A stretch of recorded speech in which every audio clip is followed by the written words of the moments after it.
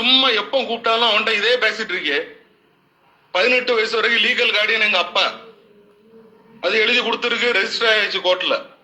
அடுத்தது எங்க அம்மா, அடுத்தது நான்.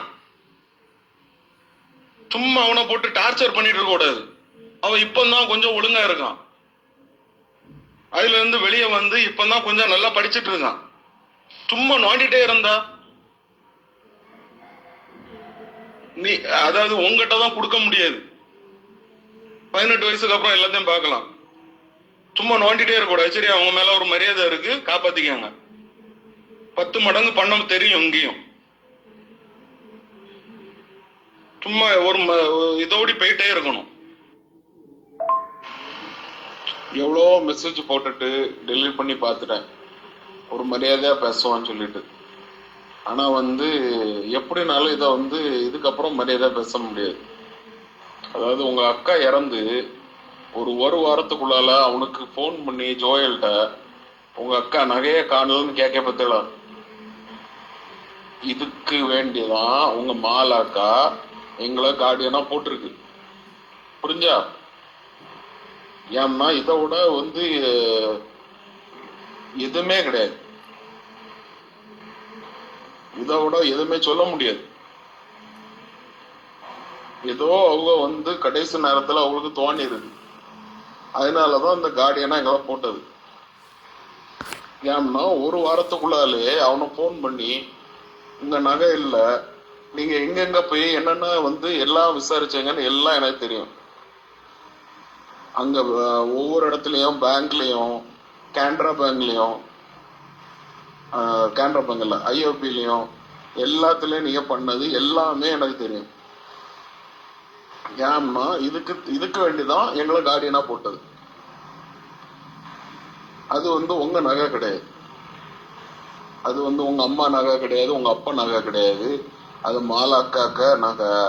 அது வந்து அவனுக்கு மாலாக்கா தாலி வந்து என்கிட்ட தான் இருந்து, அவ ட்ரீட்மெண்ட்ல இருக்கச்சுமே ஃபுல்லா என்கிட்ட தான் இருந்து என்கிட்ட தான் தந்துட்டு போனாவோ. ஏன் உங்ககிட்ட தரல? நீங்க ஆஸ்பத்திரியில தானே இருந்து, ஏன் உங்ககிட்ட தரல? ஏன்னா அதை வந்து என்கிட்ட சொன்னாவோ, இதை வந்து ஜோயலுக்கு தான் போகணும் அப்படின்னு சொல்லி. அதனால அது என்கிட்ட தான் இருக்கு, அவனுக்கு தான் போகும். இது மட்டும் இல்ல, மாலாக்காக்க ஒவ்வொரு கம்மல் வரைக்கும் அவனுக்கு தான் போகும். அது நீங்க வச்சிருக்கலாம், இப்போ நீங்க என்னவும் பண்ணலாம், ஆனா எல்லாமே அவனுக்கு தான் போகும். அவனுக்கு ரைட்ஸ் என்னவோ அது அவனுக்கு போகும். நான் கூட வந்து கொஞ்சம் விட்டுறலான்னு பார்த்தேன். சரி, ஏன்னா எனக்கே அவ்வளவு சொத்து இருக்கு, ஜோயலுக்கு நான் பார்த்துக்கலான்னு பார்த்தேன். ஆனா அப்படி விட மாதிரி தெரில. இப்போ ஒவ்வொன்றும் அவனுக்கு வரக்கூடிய ஒரு புடி மண்ணைய நான் வாங்கி கொடுத்துட்டு தான் போவேன். அவனுக்கு வர வேண்டிய எல்லாம் அவனுக்கு வரும்.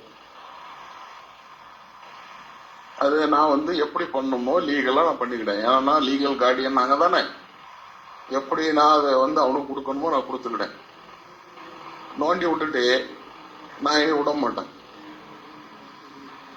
அதை ஓவரா நோண்டக்கூடாது. நாங்க வந்து நிறைய பண்ணலாம், சரியா? நாங்க வந்து வெளியே இருக்கோம், வெளியே நாங்க வந்து டவுனுக்குள்ளால சிட்டிக்குள்ளால இருக்கோம். எங்களுக்கு நிறைய கிரிமினல் எப்படி வேணாலும் கொண்டு போவோம். அந்த ஒவ்வொரு கிரிமினலும் கிடையாது, அவனுக்கு வேண்டி அவனுக்கு வரக்கூடிய பங்கு அவனுக்கு போட்டு. எனக்கு சொத்துல 1% கூட உங்க சொத்து கிடையாது, அது மட்டும் தெரிஞ்சுக்காங்க. நீங்க காட்டுக்குள்ள வச்சிருக்கீங்க எவ்வளத்தையும். எனக்கு வீடே வந்து 10 கோடிக்கு மேல போகும்.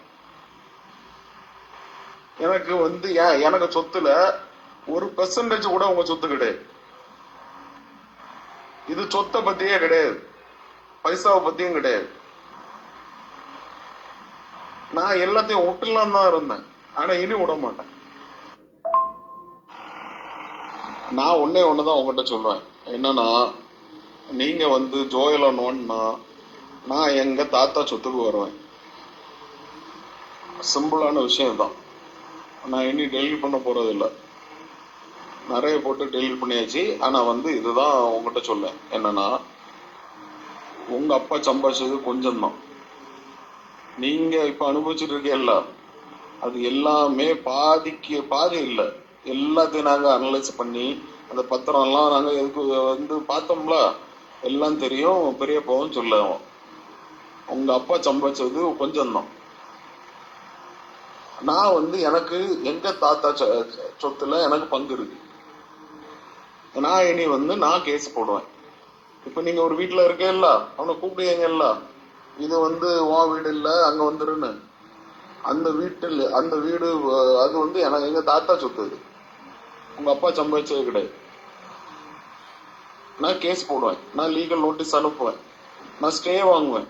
அந்த கேஸ் முடியாத வரைக்கும் அங்க யாரும் இருக்கக்கூடாது. அந்த வீட்டுக்குள்ள யாரும் இருக்க மாட்டேன். நீங்க, உங்க பிள்ளை, உங்க ஒய்ஃப் யாருமே இருக்க மாட்டாவோ.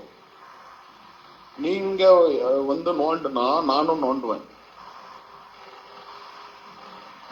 நான் வந்து பெருசா நோண்டுவேன், நீங்க தாங்க மாட்டேத.